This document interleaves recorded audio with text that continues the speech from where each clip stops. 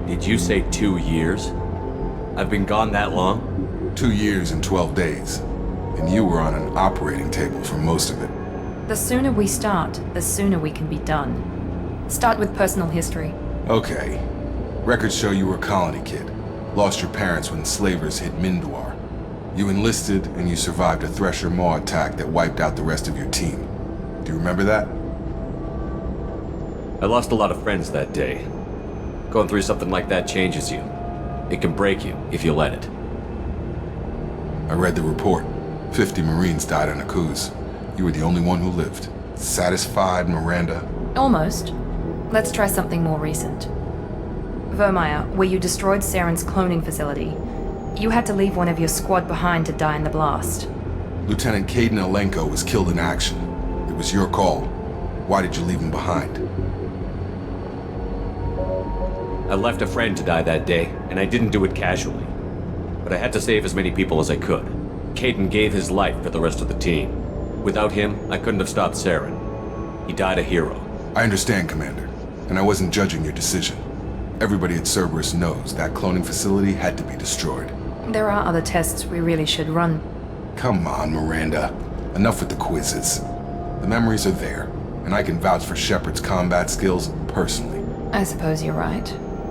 We'll have to hope the Elusive Man accepts our little field test as evidence enough.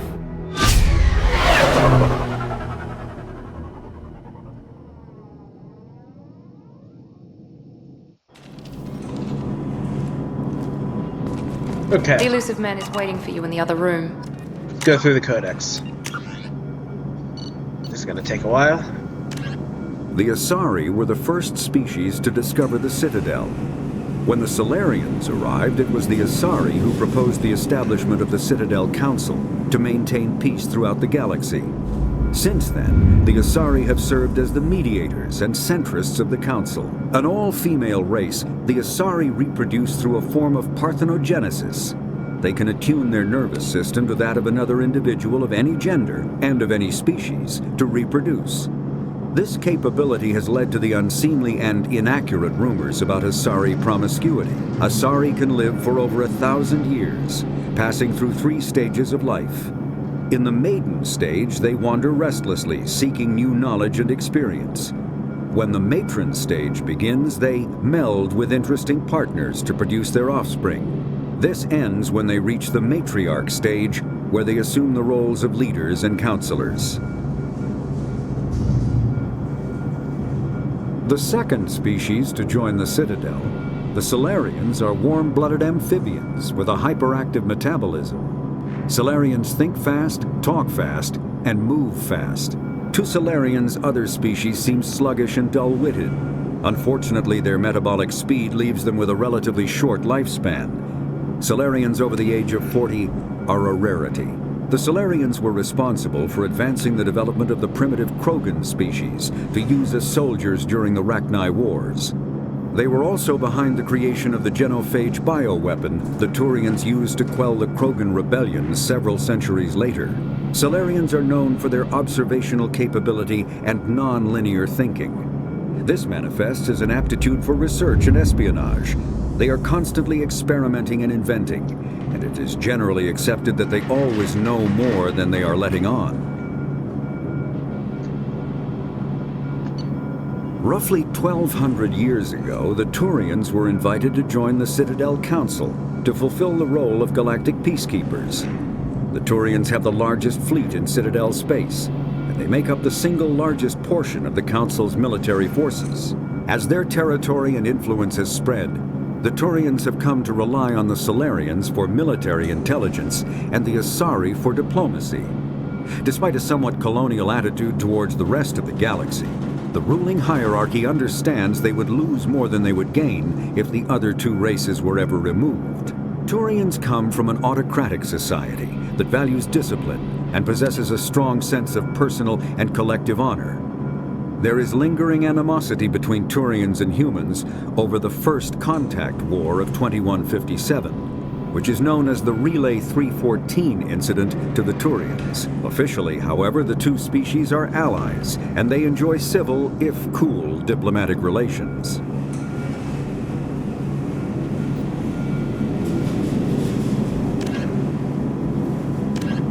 50,000 years ago, the Protheans were the only spacefaring species in the galaxy. They vanished in a swift galactic extinction. Only the legacy of their empire remains. They are believed to have built the mass relays and the Citadel, which have allowed numerous species to explore and expand throughout the galaxy. Prothean ruins are found on worlds across the galaxy. While surprisingly intact for their age, functioning examples of Prothean paleotechnology are rare. Time and generations of looters have picked their dead cities and derelict stations clean. Some believe the Protheans meddled in the evolution of younger races. The Hanar homeworld of Kajay, for example, shows clear evidence of former Prothean occupation. The presence of a former Prothean observation post on Mars has caused a rebirth of interventionary evolutionists among humans. These individuals believe the god myths of ancient civilizations are misremembered encounters with aliens.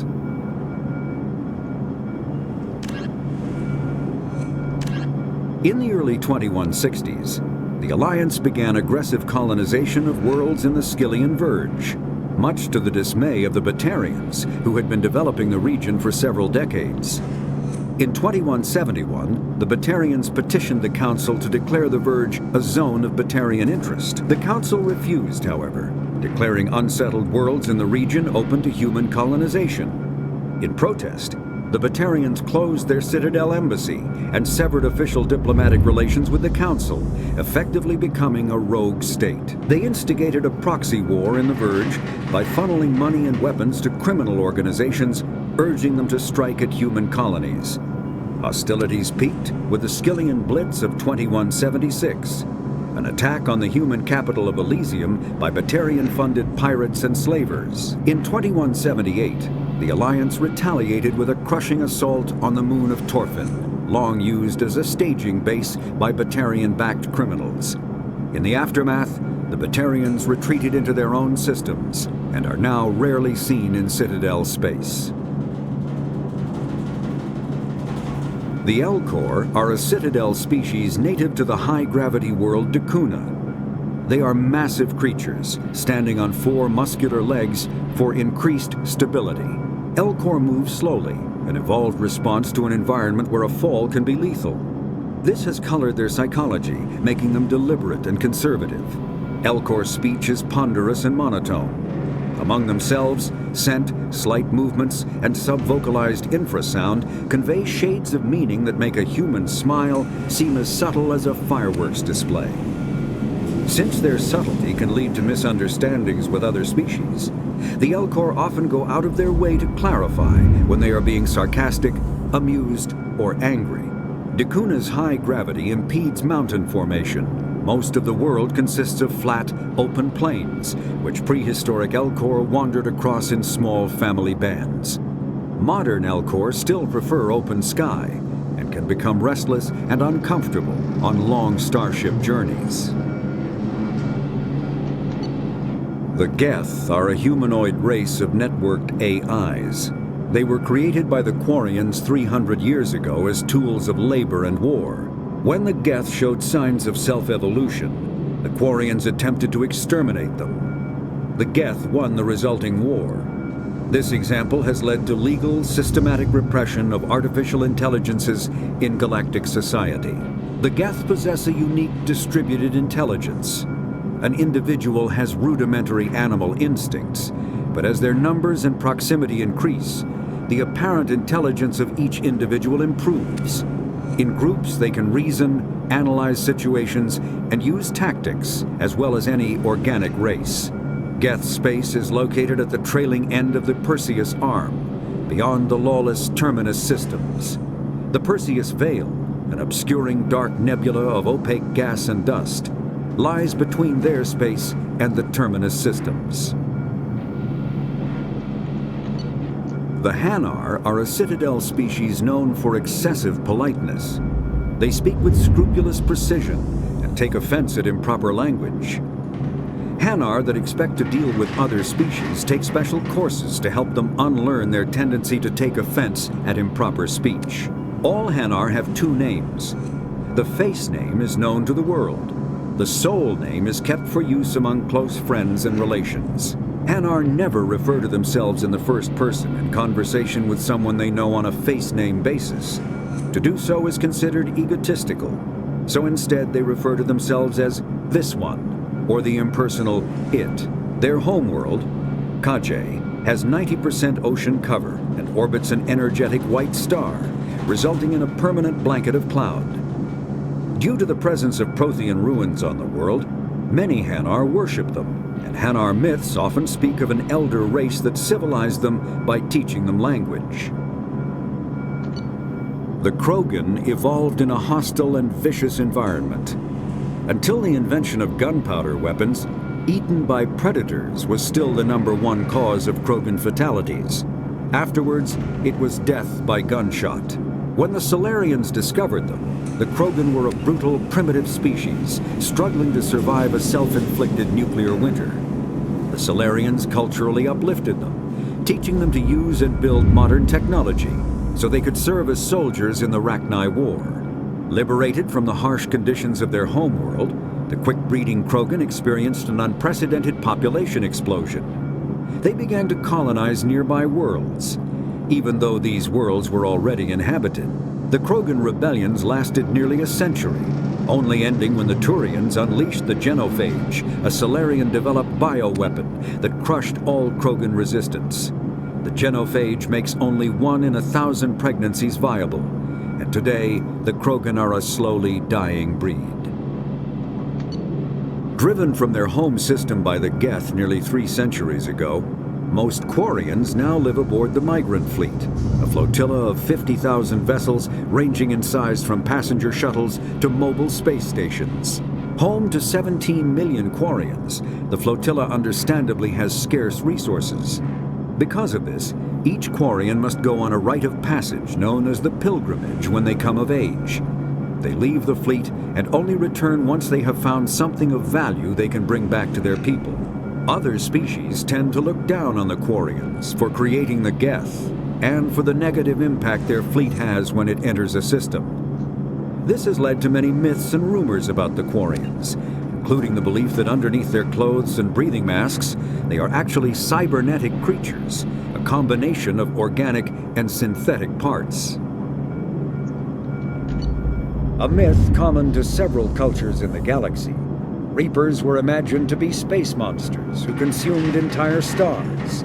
Archaeologists and mythologists attempting to uncover sources for such myths have yielded little, except interstellar religious themes of all-consuming devils common to primitive cultures. The Volus are a member species of the Citadel with their own embassy, but they are also a client race of the Turians. Centuries ago, they were voluntarily absorbed into the hierarchy, effectively trading their mercantile prowess for Turian military protection. Erun, their homeworld, lies far beyond the normal life zone of its star. However, the world has a high-pressure greenhouse atmosphere that traps enough heat to support an ammonia-based biochemistry. As a result, the Volus must wear pressure suits and breathers when dealing with other species, as conventional nitrogen-oxygen air mixtures are poisonous to them, and in the low-pressure atmospheres tolerable to most species, their flesh will actually split open. Volus culture is tribal, bartering lands and even people to gain status. This culture of exchange inclines them to economic pursuits. It was the Volus who authored the Unified Banking Act, and they continue to monitor and balance the Citadel economy.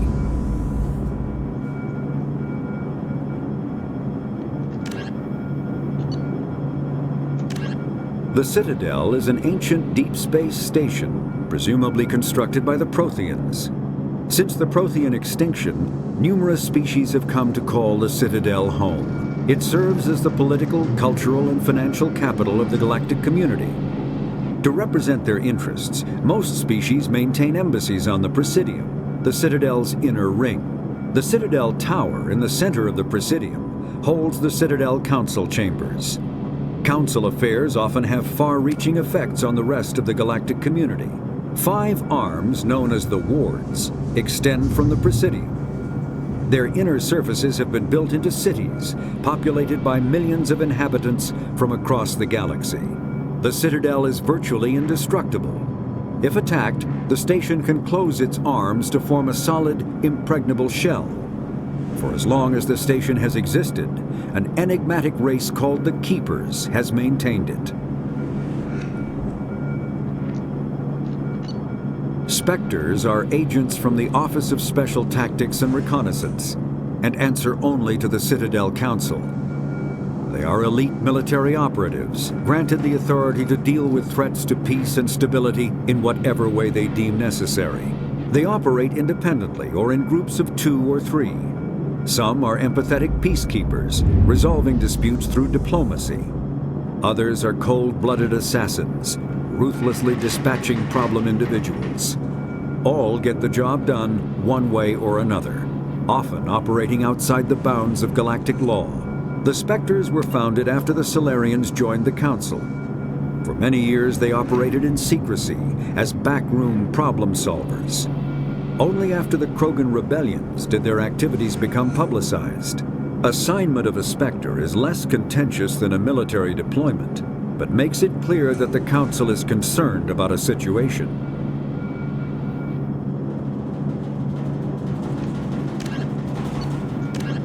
Immediately following the First Contact War, an anonymous extranet manifesto warned that an alien attempt at human genocide was inevitable.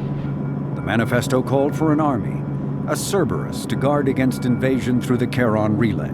Derided as survivalist rhetoric written by an elusive man, the manifesto and its anonymous author soon fell off the media radar. But in 2165, terrorists stole antimatter from the SSV Geneva. The sole figure arrested named his sponsor Cerberus. Throughout the 2160s and 2170s, alleged Cerberus agents assassinated politicians, sabotaged starships bearing EZO, and conducted nightmarish experiments on aliens and humans. Denounced as human supremacist, Cerberus calls itself human survivalist. Counter-terror experts speculate Cerberus may have changed leadership with its recent shift to stockpiling ships, agents, and weapons. Whether he, she, or they, the elusive man hides his finances hidden behind shell companies.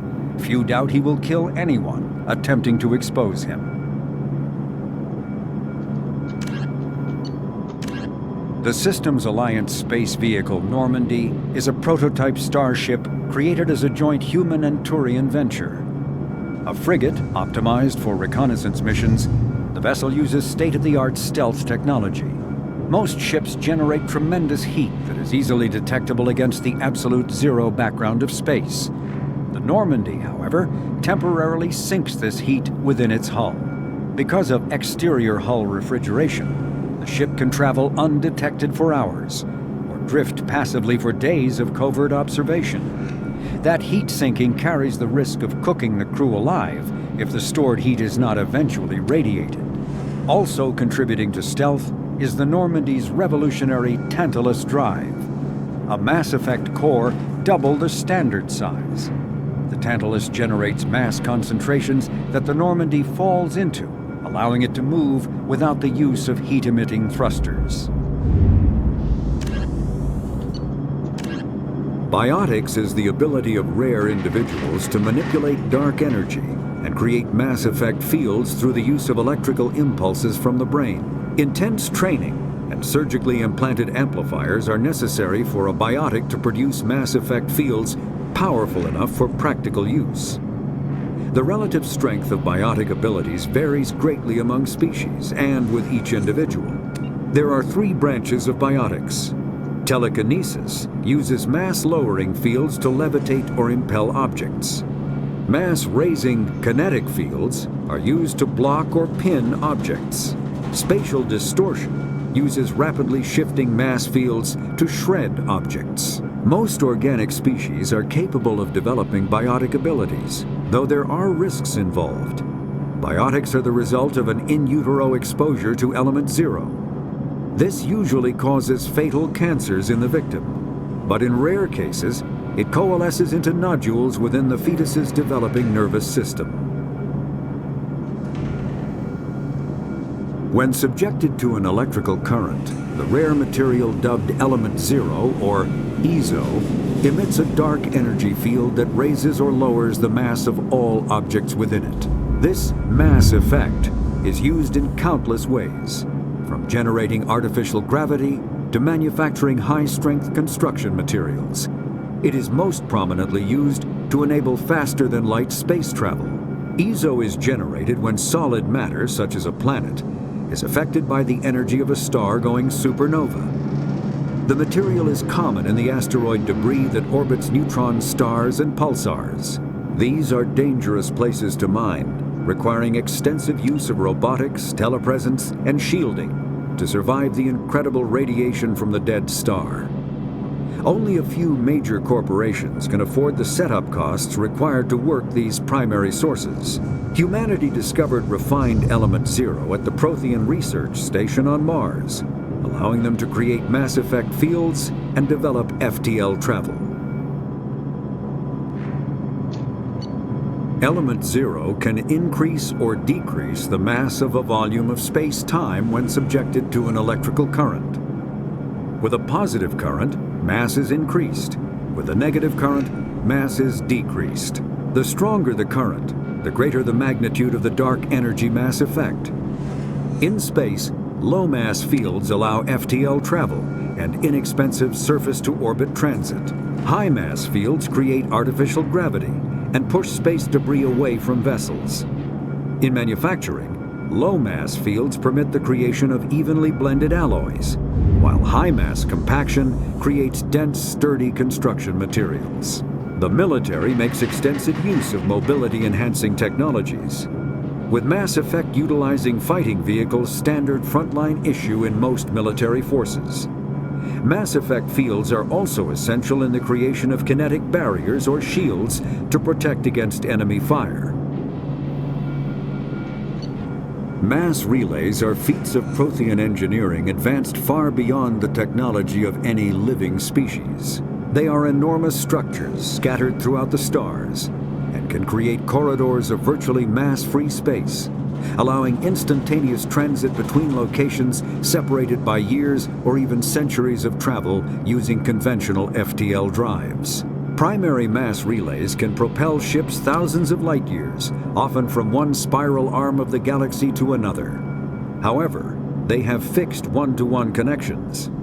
A primary relay connects to one other primary relay and nowhere else.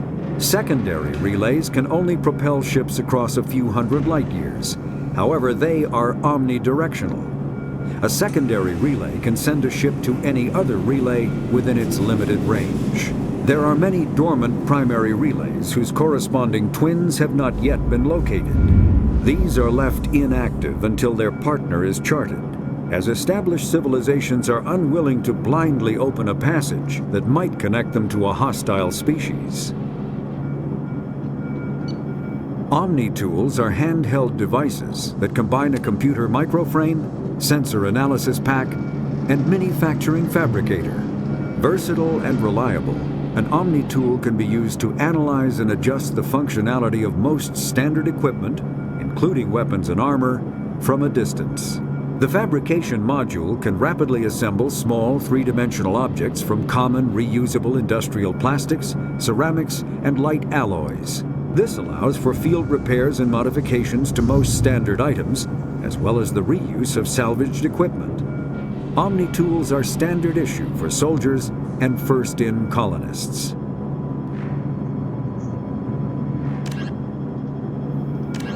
Alana's Risk Control Services once manufactured the M100, a standalone semi-automatic 25mm grenade launcher. Considered obsolete by modern grenade launcher standards, thugs across the galaxy built their own after its design specifications were leaked to the extranet. The M100 firing system lacks electronically set fuses that most modern grenades possess, putting it at a disadvantage compared to smart grenade systems. M100 proponents counter that the weapon has a 50-year track record in reliably accepting kludge ammo, processed via Omni-tool, so that a soldier who depletes his rounds can still reload. Although modern kinetic barriers can block fragmentation damage, the heat and concussive force of a grenade blast can rip right through them, incapacitating most species instantly. The M100 may be a dinosaur, but it can still kill with the best of them. Medigel is a common medicinal salve used by paramedics, EMTs, and military personnel. It combines several useful applications: a local anesthetic, disinfectant, and clotting agent all in one. Once applied, the gel is designed to grip tight to flesh until subjected to a frequency of ultrasound. It is sealable against liquids, most notably blood, as well as contaminants and gases. The gel is a genetically engineered bioplasm created by the CERTA Foundation, a medical technology megacorp based on Earth. Technically, Medigel violates Council laws against genetic engineering, but to date, it has proved far too useful to ban.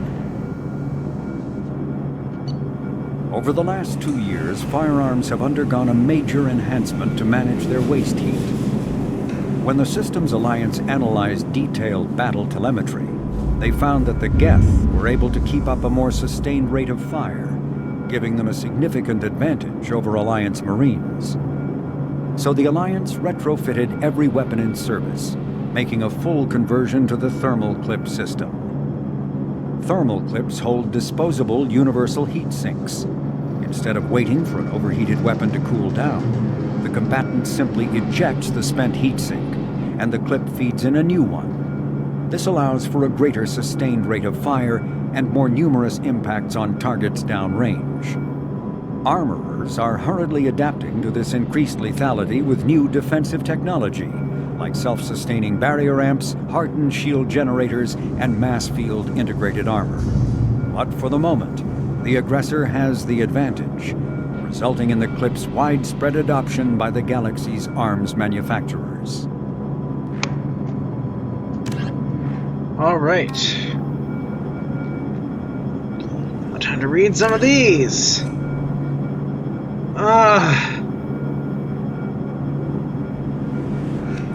These are probably the same as before, right? Alright, Asari have a robust cellular regenerative system. While they do not heal faster than other species, Asari are known to reach 1,000 years of age. Although Asari have one gender, they are not asexual, and Asari provides 2 copies of her own genes to her offspring. The second set is altered in a unique process called melding. During melding, an Asari consciously attunes her nervous system to her partner's, sending and receiving electrical impulses directly through the skin. The partner can be another Asari or an alien of either gender. Effectively, the Asari and her partner briefly become one unified nervous system. This unique means of reproduction is the reason Asari are talented biotics. Their evolved ability to consciously control nerve impulses is very similar to biotic training. Asari believe that their offspring acquire the best qualities of the father from the melded genes, but the evidence is anecdotal. Asari pass through 3 climacteric life stages marked by biochemical and physiological changes. The maiden stage begins at birth and is marked by the drive to explore and experience. Most young Asari are curious and restless. The matron stage of life begins around the age of 350, though it can be triggered earlier if the individual melds frequently. This period is marked by a desire to settle in one area and raise children. The matriarch stage begins around 700 or earlier. If the individual melds rarely, matriarchs become active in their community as sages and counselors, dispensing wisdom from centuries of experience. Begins around 700 or earlier if the individual melds rarely. I don't know if I said that right. Anyway, while each stage of life is marked by strong biological tendencies, individuals do make unexpected life choices. For example, there are maidens who stay close to home rather than explore, matrons who would rather work than build a family, and matriarchs who have no interest in community affairs. Because of their long lifespan, Asari tend to have long view not common in other races. When they encounter new species or situation, the Asari are more comfortable with an extended period of passive observation and study than immediate action. They are unfazed that some of their investments or decisions may not pay off for decades or centuries. Matriarchs can seem to make incomprehensible decisions, but their insight is evident when their carefully laid plans come to fruition. In interstellar relations, this long view manifests in an unspoken policy of centrism. The Asari instinctively seek to maintain stable balances of economic, political, and military power. Traditionally, Asari spread their influence through cultural dominion and intellectual superiority. They invite new species of advanced development to join the galactic community, knowing that their ideals and beliefs will inevitably influence the existing culture. The Asari came late to the concept of world government. For centuries, their homeworld of Thessia was dotted with loose confederacies of great republican cities. The closest earthly equivalent would be the ancient Mediterranean city-states. Since the Asari culture values consensus and accommodation, there was little impetus to form larger principalities. Rather than hoard resources, the Asari bartered freely. Rather than attack one another over differing philosophies, they sought to understand one another. Only in the information age did the city-states grow close. Communication over internet evolved into an electronic democracy. Asari have no politicians or elections, but a freewheeling, all-inclusive legislature that citizens can participate in at will. Policy debates take place at all hours of the day in official chat rooms and forums moderated by specially programmed virtual intelligences. All aspects of policy are open to plebiscite. Okay, I don't know what that means. Anyway, at any time. In any given debate, the Asari tend to lend the most credence to the opinions of any matriarch present, nearly always deferring to the experience of these millennia-old wise women. Achieving consensus through public debate may take too long in a crisis. In cases where prompt, decisive action is required, the Asari defer to the wisdom of local matriarchs. Alright, I'm going to get through the Asari stuff, and then I'm going to take a break from reading Codex entries. Military doctrine. The Asari military resembles a collection of tribal warrior bands with no national structure. Each community organizes its own unit as the locals see fit and elect the leader to command them. Units from populous cities are large and well equipped, while those from farm villages may be only a few men with small arms. There is no uniform, everyone wears what they like. The Asari military is not an irregular militia, however. Those who serve full-time are professionals. The average Asari huntress is in the maiden stage of her life and has devoted 20 to 30 years to studying the martial arts. Asari choose to be warriors at a young age, and their education from that point is dedicated to sharpening the mind and body for that sole purpose. When they retire, they possess an alarming proficiency for killing. Huntresses fight individually or in pairs, depending on the tactics preferred in their town. One-on-one, a huntress is practically unbeatable, possessing profound tactical insight, a hunter's eye, and a dancer's grace and alacrity. Biotics are common enough that some capabilities are required to be trained as a huntress. Lack of biotic talent excludes a young Asari from military service. While fluid and mobile, Asari can't stand up in a firestorm, the way a Krogan, Turian, or human could. Since their units are small and typically lack heavy armor and support weapons, they are almost incapable of fighting a conventional war, particularly one of a defensive nature. So Asari units typically undertake special operations missions. Like an army of ninja, they are adept at ambush, infiltration, and assassination, demoralizing and defeating their enemies through intense, focused guerrilla strikes. As a popular Turian saying puts it, the Asari are the finest warriors in the galaxy. Fortunately, there are not many of them. The pantheistic mainstream Asari religion is Siari, which translates roughly as all is one. The faithful agree on certain core truths. The universe is consciousness, every life within it is an aspect of the greater whole, and death is a merging of one's spiritual energy back into the greater universal consciousness. Siarists don't specifically believe in reincarnation. They believe that spiritual energy is returned to the universal consciousness upon death, will eventually be used to fill new mortal vessels. Okay, sorry, that spiritual energy returns to your...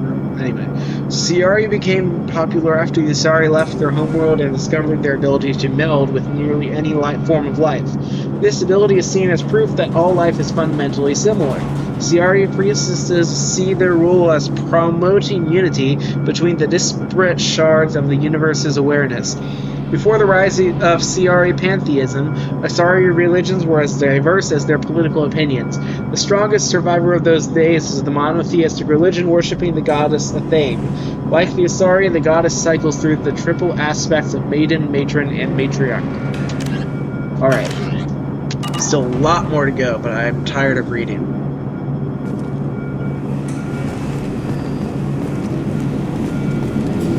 I wouldn't keep the elusive man waiting. The elusive man is waiting for you in the other room.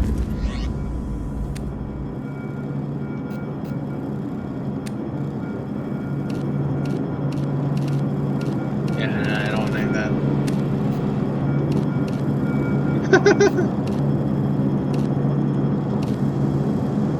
Alright, and...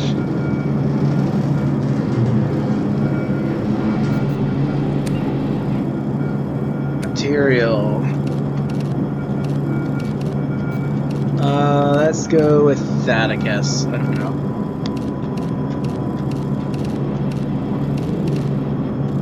That tints the entire... Could go red.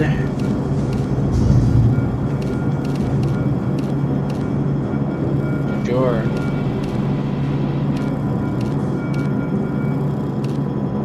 Camo.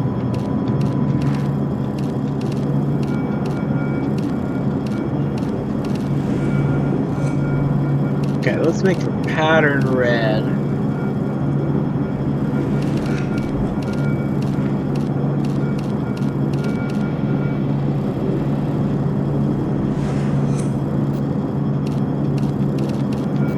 That's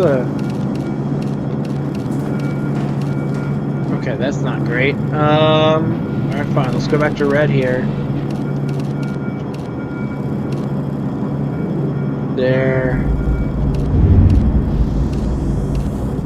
Just go with that.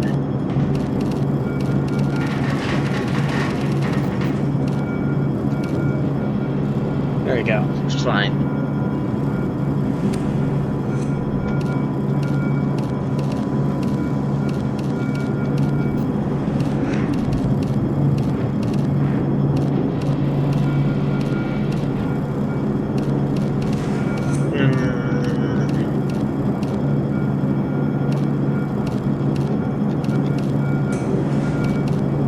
Go with this.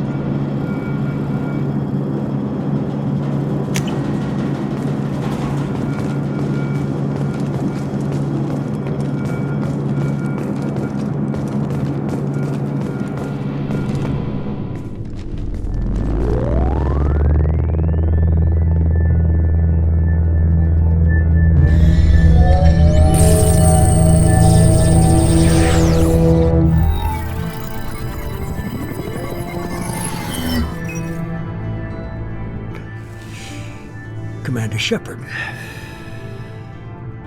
Elusive man. I thought we'd be meeting face to face. Unnecessary precaution. Not unusual for people who know what you and I know. You might be the reason I'm still alive, but that doesn't mean I trust you. You need to put your personal feelings aside. Humanity is up against the greatest threat of our brief existence. The Reapers. Good to see your memory's still intact. How are you feeling? You need to earn the right to ask me those kinds of questions. Cerberus isn't as evil as you believe. You and I are on the same side. We just have different methods. Cut to the chase. What are the Reapers doing that made you decide to bring me back? We're at war. No one wants to admit it, but humanity is under attack. While you've been sleeping, entire colonies have been disappearing. Human colonies. We believe it's someone working for the Reapers, just as Saren and the Geth aided Sovereign. You've seen it yourself. You bested all of them.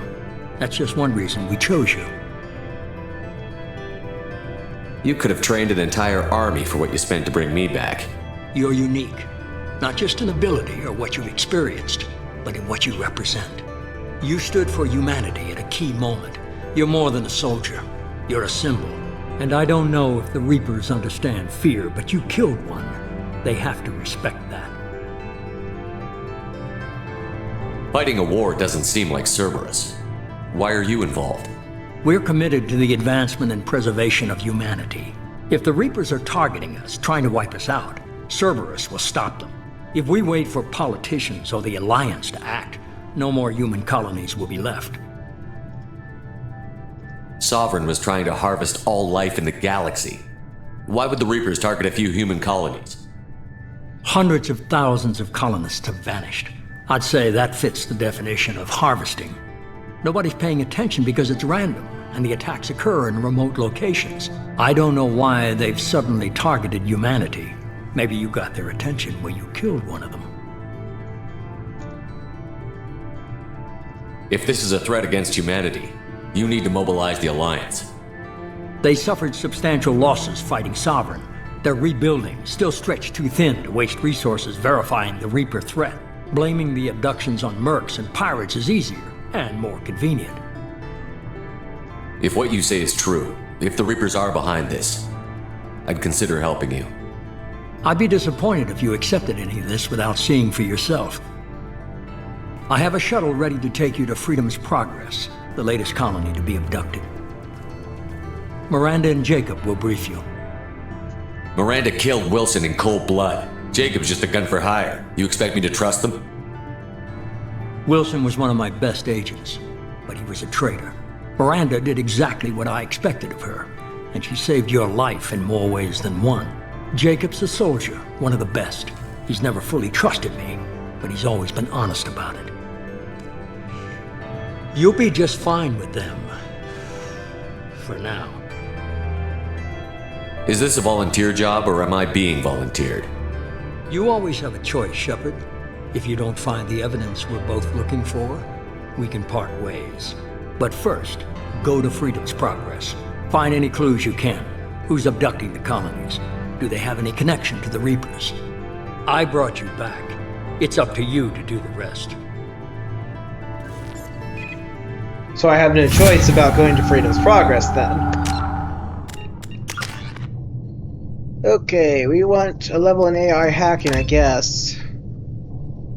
And I can't get anything else. Okay, let's go. Wait, was I able to level up? No, Miranda and Jacob are not available yet.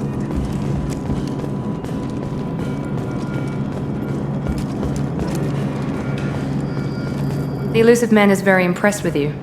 I'm eager to see if you can live up to his expectations on this mission. I can't have anyone disobeying my commands when we get there. I know who I report to. As long as you don't do anything to betray Cerberus, I'll follow your orders.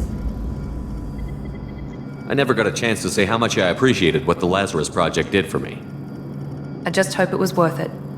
A lot of people lost their lives on that station. We have to work together here. Your attitude isn't helping anything. I have the utmost respect for your abilities, Shepard. It's your motivations that concern me. I believe in what Cerberus stands for. Only time will tell if you prove to be an asset or a liability to our cause.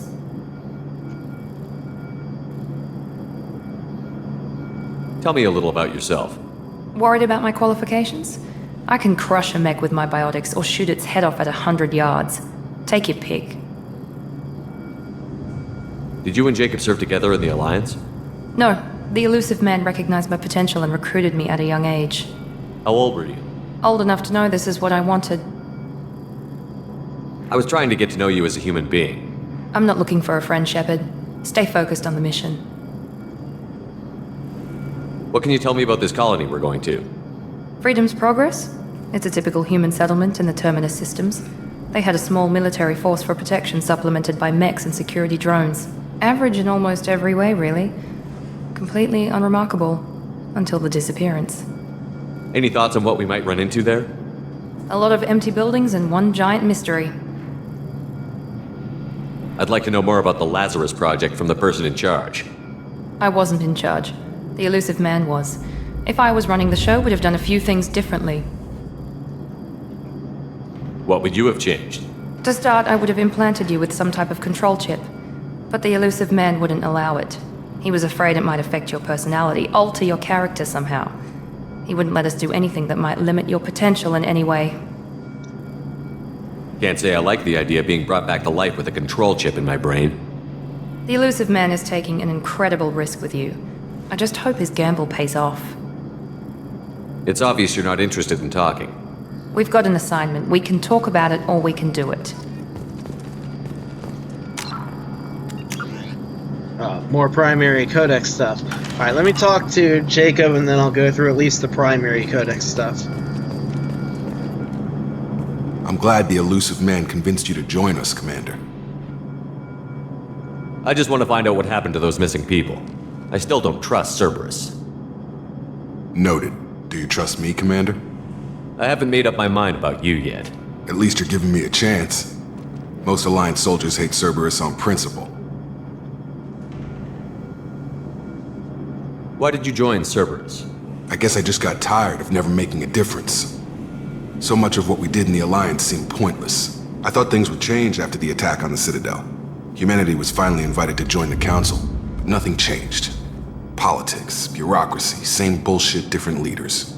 Cerberus is different. When colonies go missing, we don't commission a team to write a report to figure out what the hell to do about it. We just go and find out. You said you served in the Alliance? 5 years in total. Stationed all over the galaxy. Even spent a couple of years as a Corsair. I've never heard of the Corsairs. It was an Alliance initiative. They hired independent starship captains and used them for missions that fell outside official Alliance jurisdiction. Technically, we weren't part of the Alliance. If we ever got caught, they could disavow any knowledge of us. We were supposed to be free from restrictions and rules, but there was still enough red tape to sink a cruiser. I finally just gave up. Do you know anything about this colony we're going to? It's called Freedom's Progress. Don't know much else. I guess we'll find out when we get there. Alright, let's go. That's all for now. Yes, sir. Alright.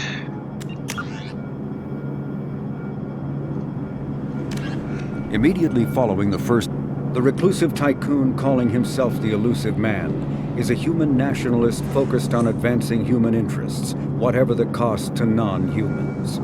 The Citadel Council regards him as a fanatic, posing a serious threat to galactic security. A mysterious maverick, to say the least, the Elusive Man heads the Cerberus network.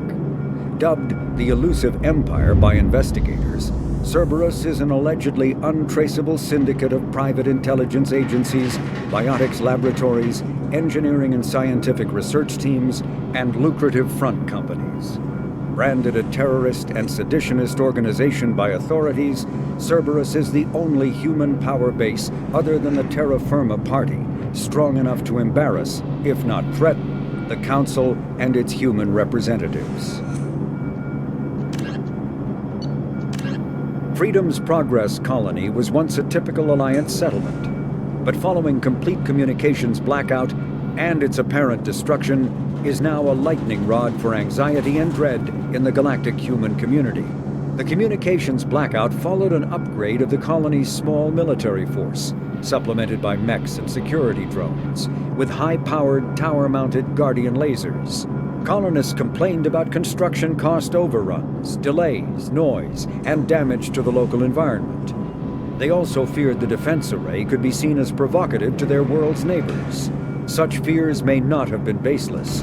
Authorities have still offered no explanation for the communications blackout, fueling rumors of plagues, natural disasters, or a cult-inspired mass suicide. Located in strategically insignificant space, Freedom's Progress colony had once offered residents spectacular rainbows, lush marshlands, and stunning mountain ranges. Its potential as an agricultural settlement and tourism wonderland rivaled that of any Alliance colony. Okay.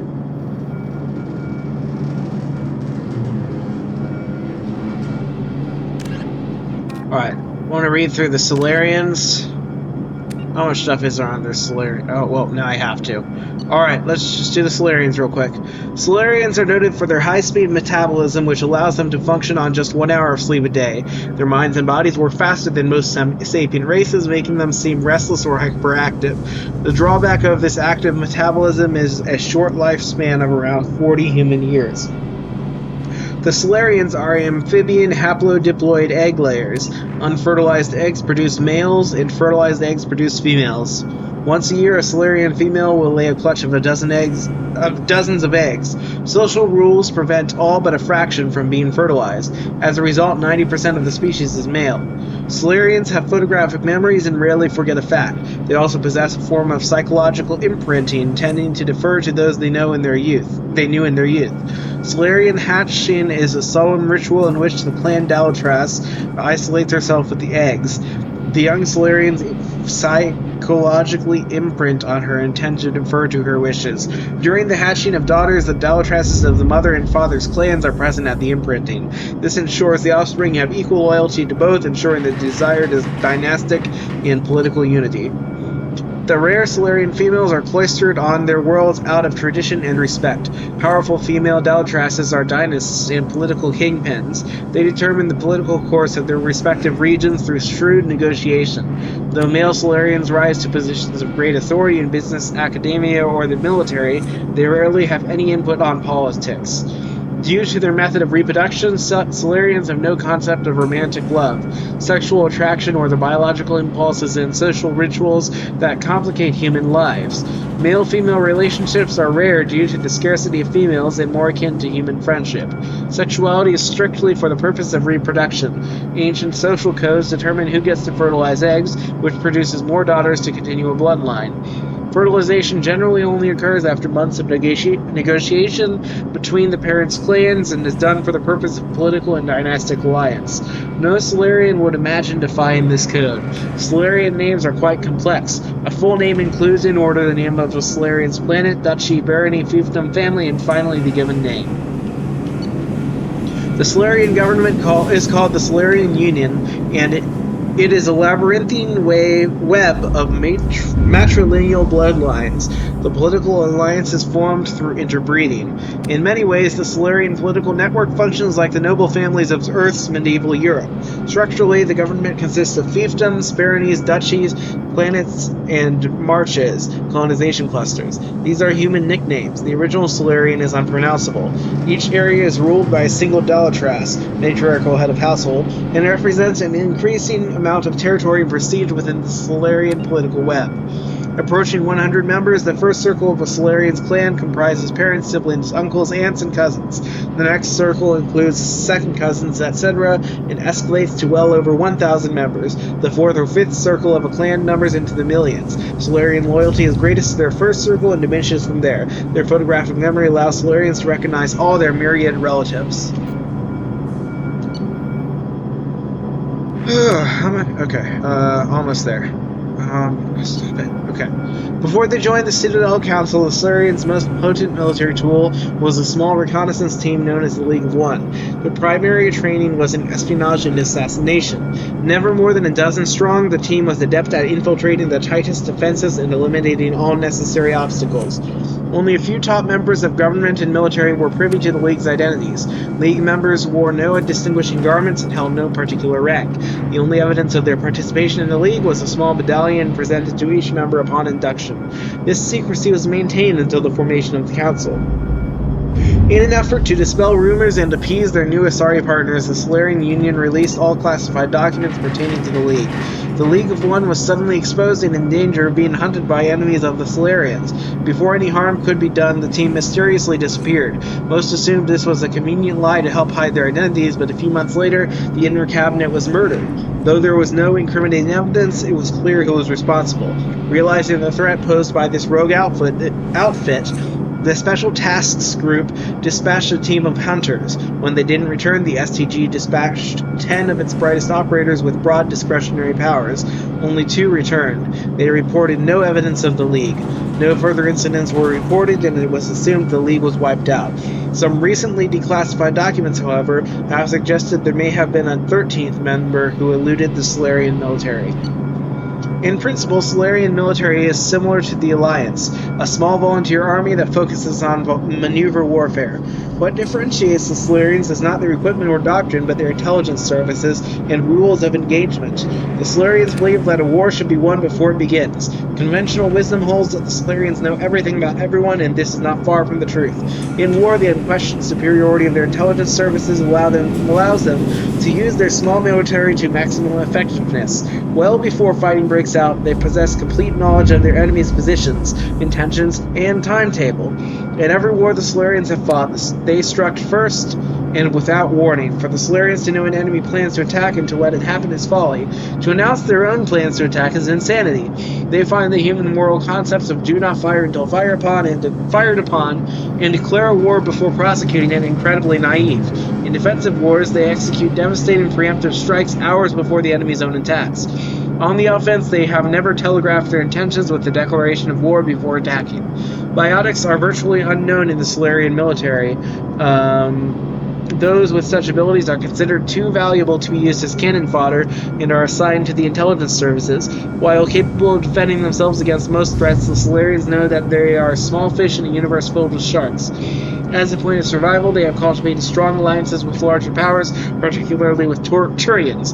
Though the relationship between the two species was rocky at first due to the Krogan uplift fiasco, the Solarians take pains to keep this relationship strong enough that anyone who might threaten them risks Turian intervention.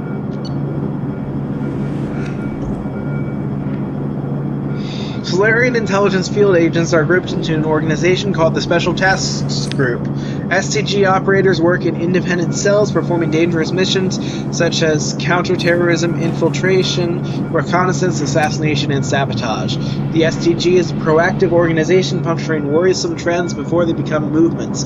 At any time, a dozen groups are operating covertly within the lawless Terminus systems, sowing dissent among the various factions. Civilian analysts also note how troublesome hinge point individuals in Terminus frequently meet unexpected deaths. STG operators are feared throughout the galaxy for their clear-eyed, remorseless practicality. They are willing to do whatever it takes to achieve their mission, even if it kills civilians or results in the team's own destruction. In many ways, they are akin to the Council Spectres. Recently, a number of STG cells have been redeployed from the Solarian Union. It is assumed they are in the Terminus systems and Attican Traverse, investigating reports of Geth activity beyond the Perseus Veil. Alright. I think we're going to call that the end of this episode, and we will go to... what's the name of the planet? I've forgotten already. Let's see, Journal. Freedom's Progress, that's right. We'll go to the Freedom's Progress colony next episode. Be sure to hit like on the video if you enjoyed it. Subscribe to the channel to be kept up to date on... I said that wrong. Subscribe to the channel and hit the notification bell to be kept up to date on future uploads, and I will see you next time.